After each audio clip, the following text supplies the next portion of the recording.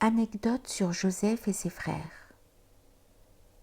Les 10 frères de Joseph, pour fuir la famine, vinrent de très loin auprès de leurs frères. Ils racontèrent avec désolation leur position et ils demandèrent un expédient contre la dureté de l'année. Le visage de Joseph était alors couvert d'un voile et devant lui il y avait une coupe.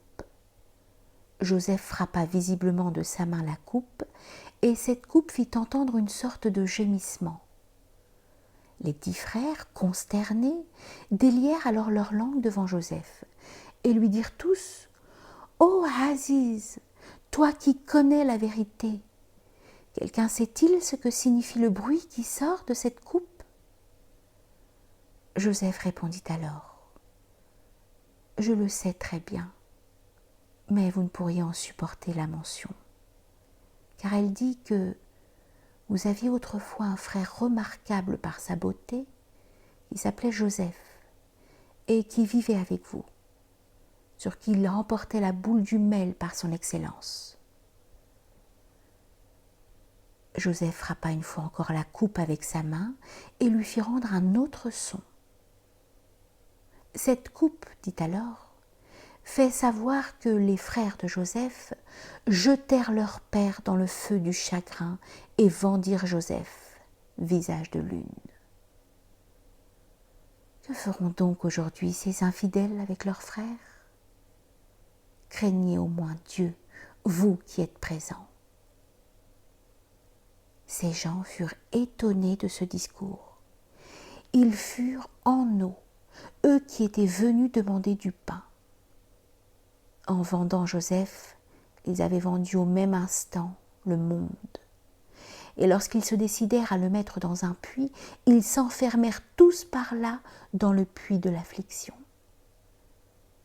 Celui-là est aveugle qui entend cette histoire et n'en fait pas son profit. Ne regarde pas ce récit avec indifférence, car tout ceci n'est autre chose que ton histoire, ô ignorant.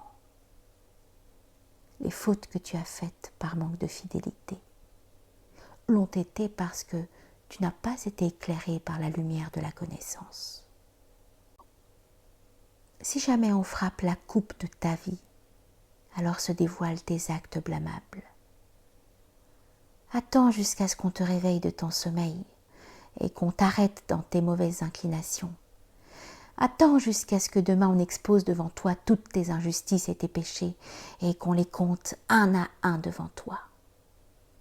Lorsque tu entendras distinctement de tes oreilles le son de cette coupe, j'ignore si tu conserveras ton esprit et ta raison.